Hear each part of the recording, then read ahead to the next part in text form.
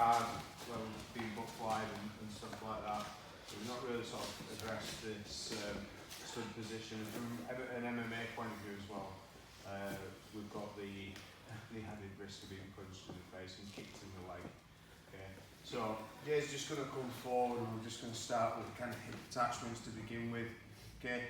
First thing he's going to do is he's going to lift my heels off his hips and start stacking me and start walking in to bring them hips in nice and close. Okay, so that's a real problem for me. So anytime he brings his hips in and starts stacking my knees towards my shoulders, we've got a problem, because if I even, like from here, from an MMA point of view, I can kick his knee, kick his head and do all that kind of stuff.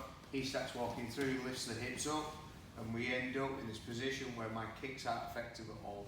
Okay, my leg attachments aren't very good either, so we have to do something to create the distance and then start looking for our leg attachments. So, switch side actually. So Jay's going to come back into the same position. He's going to really stack my hips up. Okay, so we end up in this position. All right, first thing I need to do is I need to lift my hips off the mat. Okay, we're going to focus more on our hips and our legs to begin with before we start looking at grabs and that kind of stuff. But I need to lift my hips up, because if my hips stay down, it's really easy for Jay to Toriander pass. So he's just going to throw my legs to one side. Okay. The difference between a Toriander pass and a knee tap pass is the hand position. Okay. His hand position tends to be more of an ankle, whereas for a Toriander pass, whereas a knee tap, obviously his hands touch the knee. So that's the difference when we're calling stuff and you're fighting, or we're just kind of instructing classes. Stack a little bit more for us, Jay, so into here, okay? So what I'm going to do is I'm going to lift my hips up so that more of my leg goes onto his thigh, okay? And then I'm going to chop. And put my feet back in the position. This feels and looks like very just nodded, simple, obvious stuff, but this is things that I find I have to coach a lot, especially in kind of MMA, but in jiu-jitsu as well.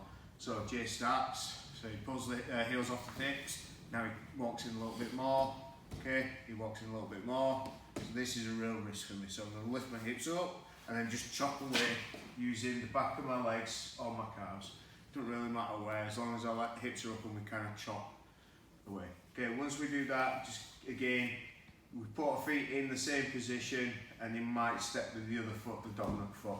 Okay, and then he steps in, loads, and then chop that leg into there. Okay, we're not going to spend too long doing this, but it's a nice this from a mixed martial arts point of view. Yeah, I'm looking to stack like this so I can then start hitting Jason and start punching. Okay, so this is why my hips go in really heavy and quite close to him as well. Okay, if we're kind of in this position, the chop's going to work and it's still really effective, but from an MMA point of view, I want you stacked. Yeah, splitting those legs and then throwing them shots. Okay, so Jay now starts lifting his hip up and then chops away. That's what's going to make the difference, okay? So I'm just going to practice a couple more times, all right? But there's a slight difference, okay? We're gonna have a push and a pull leg. So I'm throwing my strikes. Jay starts chopping me back. He's going to put one foot on the hip and the other foot behind the knee. Okay, so now we've got a push and a pull. All right, so this is his push foot. This is his pull foot. For guard, and to have an effective guard, we need to have a push and a pull. Okay, whether it's an arm, and an arm's pushing and a leg's pulling, or the opposite way, it doesn't matter. That's where you get a good guard. It's also 3 points of contact. Okay, so Jay only has 2 points of contact at the moment. If he grabs my wrist, now he's in a good, effective guard. Okay, so try and grab hold of the arms as well. I'm not as bothered about this because there's strikes, so as long as I get a push and a pull, I'm absolutely fine with that, but at least get your feet positioned in, yeah, where we have a push and pull. I'll stop saying push and pull now. Give it a go. 1, 2, 3, it's different stuff. So, if Jay steps in, I don't always want to kind of do like a continuous chop like 300 times so he takes my heels off. So I'm not always trying to get into this position because this isn't great. Okay, so if I extend him this far, he's still got control of my heels, and this is where he can get these big Toriander passes where he'll do that and then punch me as he kind of passes as well. So this is why I've kind of gone around and talked about maybe just slow, methodical ones, because you still need to protect your head and you still need to protect that inside position, not to allow him to get to side control. So Jay starts, okay, comes in a little bit closer. Okay, that feels like a bit of a threat for me now. Alright, so I'm still focusing on the punching coming in. As I chop though, right, so that's one chop. I may switch to go to a knee bar. Okay, if he was all the way back, that's not an opportunity. Okay, he comes back in, stack, stack, stack, even more, Jay. There we go. So come this way. Okay, so stacks a little bit more. Yeah, I may stack. I may chop a little further away. So I may chop a little further away to get a better position where I've got this pull and this push. Okay, I may also use the same position to start looking for leg entanglements. Yeah, different kinds of guard. Okay, so this is why, you know, we're spending a bit of time on this, because there are different opportunities how far you chop them away. Okay, what we're going to look at first though, this way, he starts, yeah, I chop, I'm looking for that near side foot going on the hip, and then the other foot going behind the knee. Okay, so some of us at the moment are doing far side and the near side, which is still okay, but it's a little harder to hit the sweep. Okay, so we get to here and I grab the near side foot. Okay, and we're just going to practice a very basic but really good sweep. Okay, I'm still, from an MMA point of view, I'm still monitoring those shots, but I'm going to push, pull, pull, and you see I've got 3 connections now. So this is where I've got a guard. Okay, I'm not worried about kind of movement too much because I've now got a guard.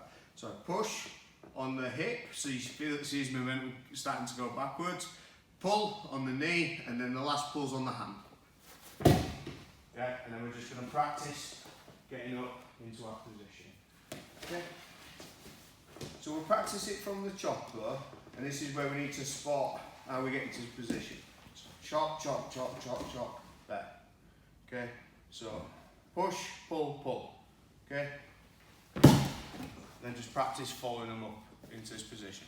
Okay, any questions? Now, leg locks from an MMA point of view as a plan A, you really need to be good at leg locks, and you really need to be good at keeping the position, but also keeping their punches away from your nose as you're leg locking as well. So they're the things to kind of factor in. For me, leg locks are something that I will do if things aren't going very well. So like in this kind of scenario, Jay keeps stacking my hips, he keeps getting into a good position where he can punch me in the face. I need to do something different because I'm just going to end up without that modelling career. Okay, so which is really important to me. So I'm going to use leg locks to start getting into a position where he has to defend a little bit or think about defence and not just continuously punch me in the face. So we're going to do the same thing again though with the chop. And again with the chop, don't worry about kind of going so hard and, you know, exploding. If you get it as a good continuous move, yeah, you're always protecting your face. When you get this kind of flurry and this panic, it's a lot harder to kind of focus on defending your head, getting your attachments and stuff like that. So Jay stacks in one more time.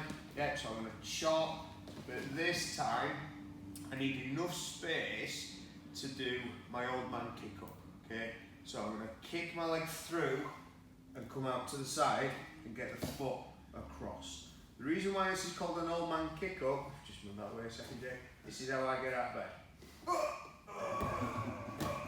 shit. Okay, so when you ever hear us refer to the old man kick up, imagine me in bed. No, don't do that. So can't see that. Caffeine started kicking in now, it's going to get worse. So I need enough space to get that leg through. This foot's still staying on the hip, so I've got both feet on the hip. So instead of the attachment around the leg, yeah, both feet go to the hips. Okay, still going to grab the leg. Okay, I'm not pulling the leg because that doesn't help me at this point. Okay, so through, in, and then this leg goes round and attaches to the hip. Okay, so this is just the start of our leg lock entry.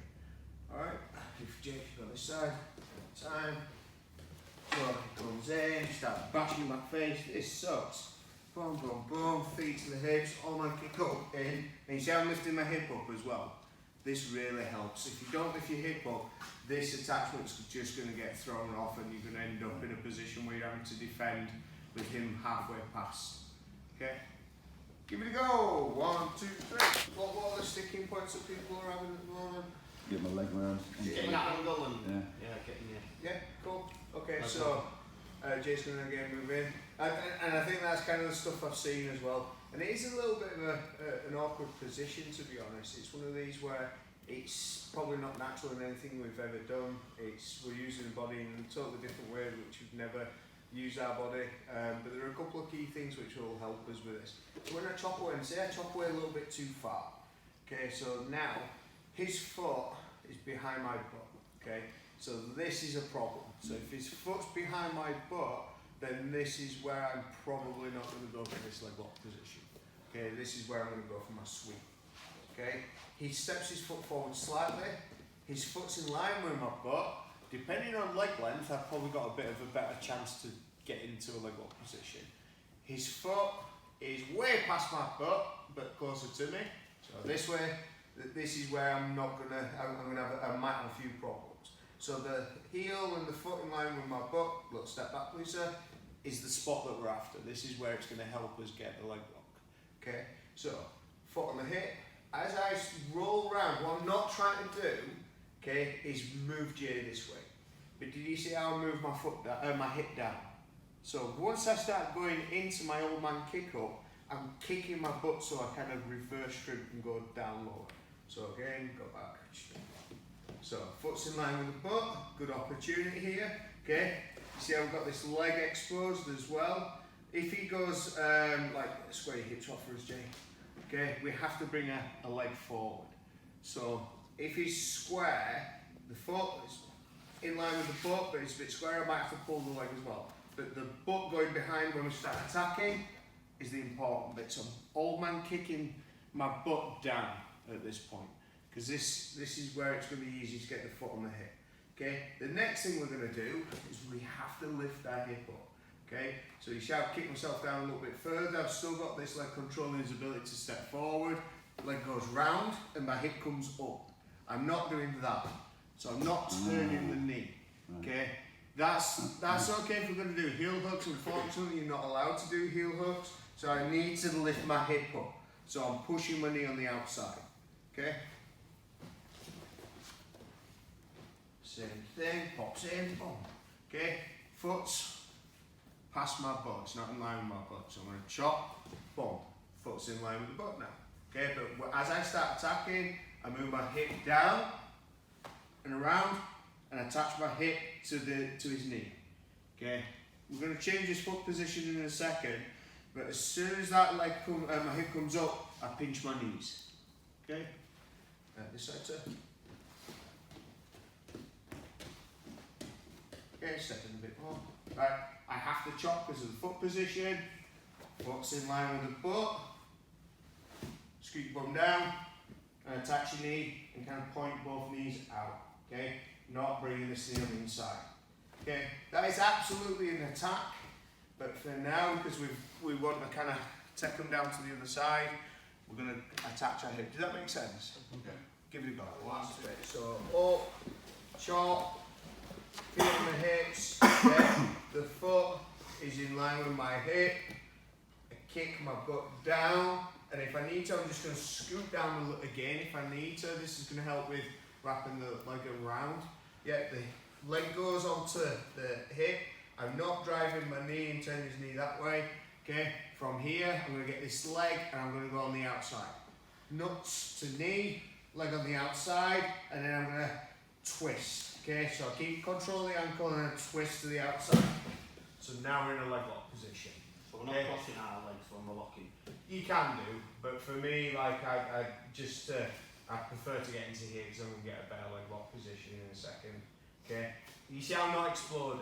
So let's not explode with the hip. Let's make sure that we're using good leverage, yeah, and we're not just relying on like big power and strength. So I want you to kind of drill the exact same way I'm doing it. Okay. So here, through knees, a point in the same direction as my hip. My hip's attached to the knee. Okay, I'm just going to bring this leg over. You can go to here, here. You can even get it still from here if you want. Okay, have a play with all. I prefer to kind of go into this position. I'm going to twist my knee and then just keep hold of this leg. Don't worry about finishing the leg lock just yet, but make sure that that knee stays at the hip.